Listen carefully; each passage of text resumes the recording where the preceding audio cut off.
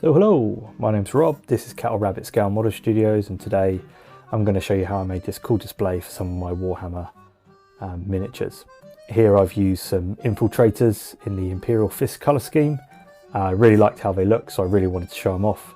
So I decided to make a little display where I could seamlessly take the models out and play with them, or if I put them in the display they would look not out of place. This was really easy to do. It's only made of a bit of cork, some ply and foam. This is the same foam I use in all my videos. It was a lot of fun to do, so I'm going to talk you through how I created it, and yeah, let's make a display. So I start off with an 8x8 piece of 3/4 ply with a hole drilled in the middle. The hole is there in case I ever want to hang it up on the wall, so I don't have to leave it on a shelf, so it's a space saving option. Now here I managed to pick up a pack of Cork Placemats. I got 4 in a pack and they were $2.99. I placed my ply template over the cork, making sure it was all in line, and I just, with a hobby knife, trimmed around it. A quick tip, if you are buying cork from places like Amazon or dedicated hobby suppliers, they do tend to be a little bit costly. Going into a local discount store, they tend to do Cork Placemats. Like I said, this was for 4 sheets, £3, which I thought was really good value. Next I'm going to stick the cork onto the ply. I'm not going to bother sanding the surface or roughing it up on the ply because the cork absorbs PVA really well. The reason why I had to use 2 sheets is it brought me to the correct height of a base. There's about 1/4 millimeter difference, nothing you're really going to notice by the eye. All I do here is I give the base a really good coat of PVA. I spread it all about, making sure the whole thing is covered. I brush it all in to make sure that absolutely every surface was covered and to give it the best adhesion possible. Then all I do is I take a little bit of time here and I line up my edges with my base to make sure that there's no gaps. If you have cut your template a little bit too big, like I always tend to leave a couple of millimeters around the outside of everything.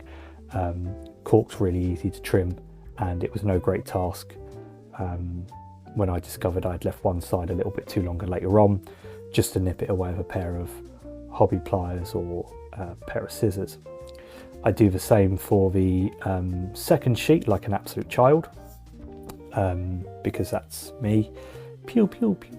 And then I do exactly the same again. I spread all the PVA about, making sure that the whole thing is covered, and then I'm going to press my next sheet of cork on top of this.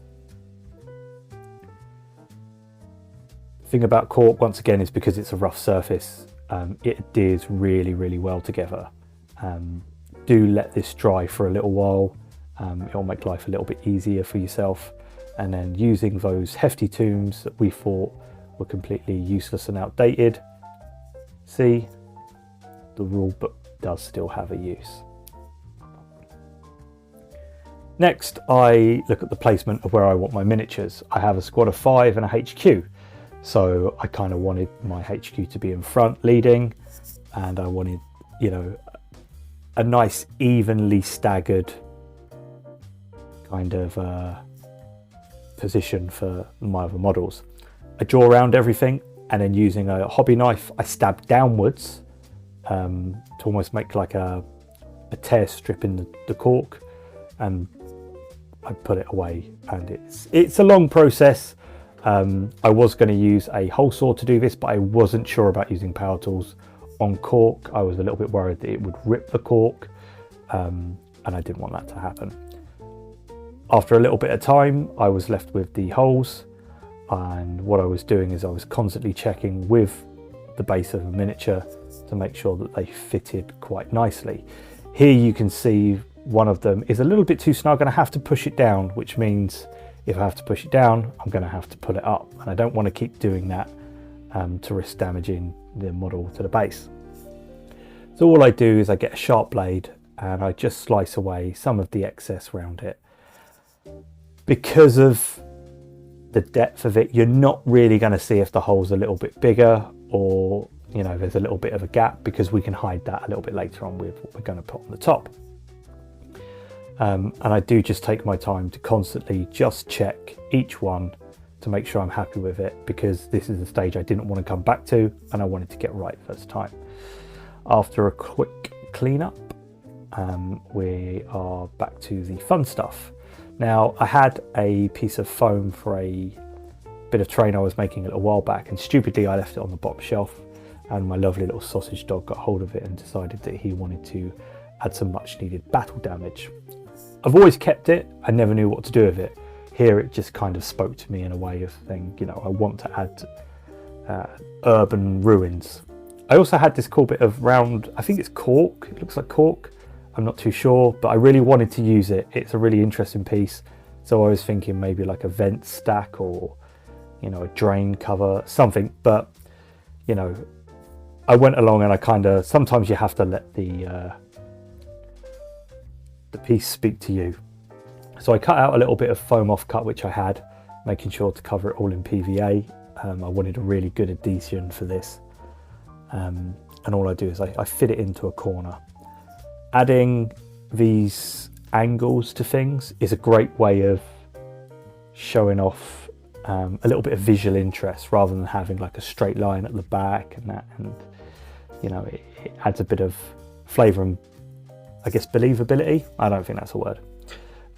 So here I cut this thing, and I intended to use it as a little bit of a step. I also got these 3D printed barrels, which I weren't sure I was going to use for this piece, but the little cork thing was really bothering me. I wanted to do something with it because it was such a cool little piece. So what I decided to do is make like a drain thing. I drew around it, and what I then did is I roughly marked the halfway mark of the piece, just so I knew how much I had to work with. And then what I decided to do was, using a little bit of wire mesh, was make like a little drain cover type thing, just to break up some of the grey concrete and things like that. So what I did was making sure nothing was overlapping. I just got a pair of old hobby nips, because doing stuff like this will blunt your cutters pretty quickly, and I just trimmed it to size. Then all I do is I run a hobby knife back into the cork, and I just cut this section out so my mesh fits in there quite snugly, as I didn't want to have anything sticking out, any gaps or anything like that. Once again, not that it would matter, because we are going to add another layer to this. I need to add like a broken road surface, but it just makes everything a little bit cleaner and a little bit more easier to manage. Sometimes I find with terrain making and displays, is the neater you work, obviously the neater other bits are going to be. I was quite happy with how that looked, and I thought that added a bit of visual interest. Now, I didn't quite know what to do with my building. I was a little bit, so I decided to kind of rip it up a little bit, using my nerd rage, and yeah, I just kind of started chipping away at it and tearing bits off here and there. I thought maybe I could rip the foam and you know, dig my nails in and stuff like that, and just kind of pull bits out as if bombshells and that. In the end, I decided to get a pair of hobby cutters, and I just went to town on it. I cut into it and things like that. It's the same method I use for my Necromunda wall build, which I will put a link up now. And then I just wanted to texture the, I guess, the sidewalk. So I start by doing, with a sharp pencil, just a couple of quick passes, making sure there was a nice definite line, and you know, you'd be able to see it. And then I decided to add some, I guess, paving stones. Do they have them in Warhammer 40,000? You know, does the council come and do the potholes? I can't imagine it happening like that, but you know, I wanted to add a bit of a balance, and I think with display sometimes it's all about finding a balance between believability and what you can trick someone's brain into thinking. I then go around with a pencil and I just kind of define those slabs. Then I, once again, to make it all matching, I attack it with an old pair of hobby pliers. I really nip into it. I find going up to tiles, like I've done there, it makes it look like that was a separate tile behind it. A lot of these methods, once again, I will put a link up in the top right hand corner now. It's the same way that I made my Dungeons and Dragons tiles. Next out comes the trusty ball of foil, and with varying degrees of pressure, going light, going hard, pushing some bits really in. I just roll it all over to make it look like it's chipped and pitted, and these stones have seen a little bit of a better day to them. Then I come in with a pencil and I just add cracks and things like that. Once again, this is all in the tutorial on how I make Dungeons and Dragons tiles, and yeah, I just build it up till I'm happy with the effect of how it all looks. So next I need to attach the building to the stones, and the way I'm going to do this, I'm going to get a paper clip and I'm just going to nip off some of the long straight sections after bending it out. I actually nipped off 4 bits. I didn't use it all in the end, and I will cut some of these down because it just makes life a little bit easier, but this will add a little tiny bit of stability when attaching the building to the tile section.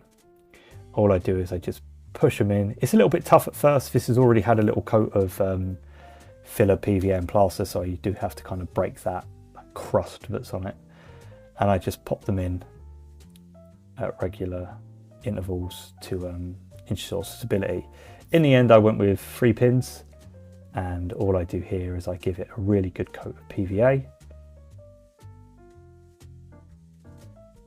making sure that I cover the pins absolutely everywhere, and then all I'm going to do is I'm going to push it into the foam, just into the position where I want it. This will help it not only set, but it will stop it from leaning or anything like that. You can also get things like cocktail sticks and kind of push them through the sides at angles, almost like a nail, and it will anchor the piece in place. Once that was on and dried, I'm quite happy, and a vision's starting to form now of how I want this all to look. So the next step really is to kind of seal all this off using filler, PVA and a bit of water. I mix it straight in my trusty pot of cheap filler. I just paint this over absolutely everything. This will seal off all of the foam. It will make it a lot more durable and harder, and it will just help bind it all together in almost like a bit of a gloop, if you will. And that's it. I'm quite happy with how it is. I'm going to leave this back bit because I might put a little light in there later on. I think that will look quite cool, but I do need to do some of the painting steps now before I carry on. This is another thing with terrain making. It's all about the process and how you organize yourself. You know, I can't do the next step until I've done the painting, but I can't do the painting until I put the filler on, and vice versa. And it's really a situation of the more you do this type of thing, the more you learn these methods and you understand when you need to do things, why you need to do things, and in what order to do them.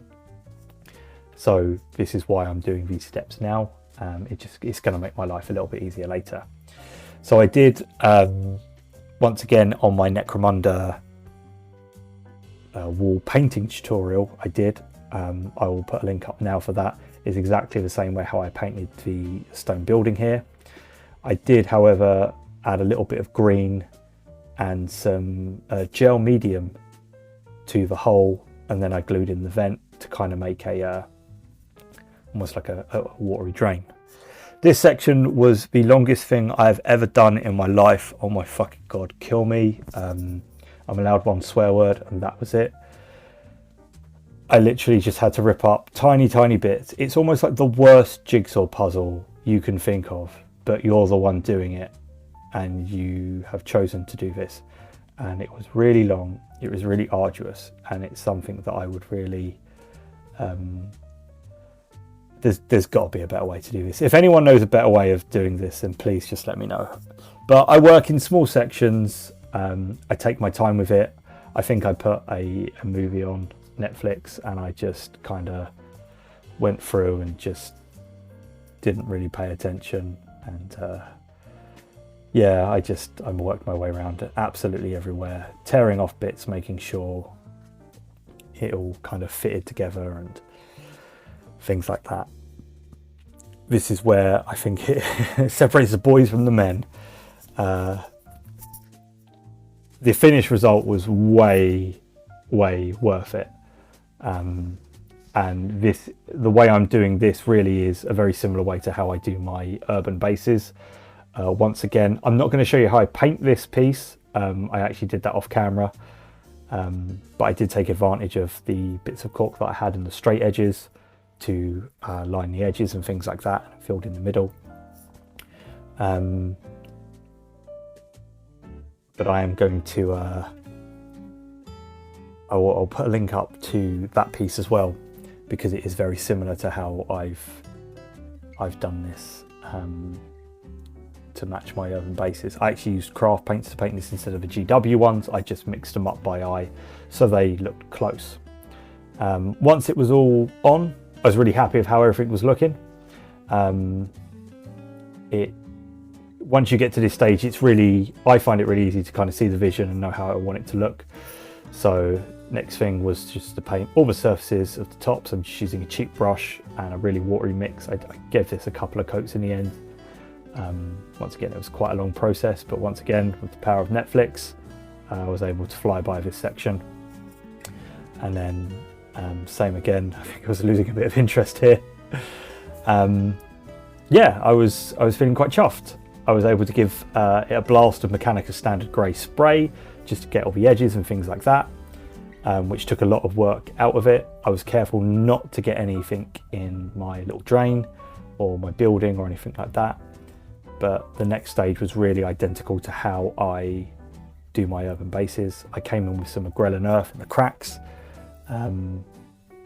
Once again, it was a bit of a long process, as you'll see, but once again, I think it's one that looks really good. It was really worth it in the end.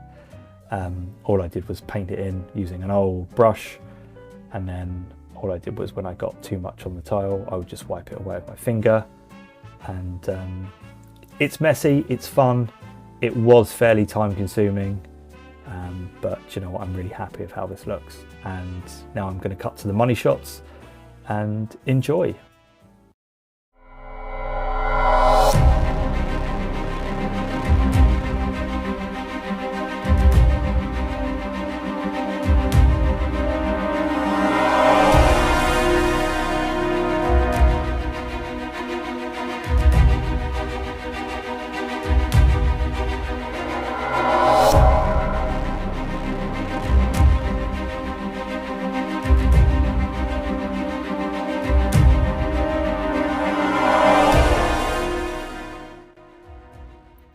So there we go, a piece that's not only functionable, but also displays my minis and looks, I think, really cool. I ended up adding some tufts to the cracks, things like that. I will put a link in the description to how I did other things, but if you like this video, please consider subscribing, and I will see you all next time. Thanks again, and take care.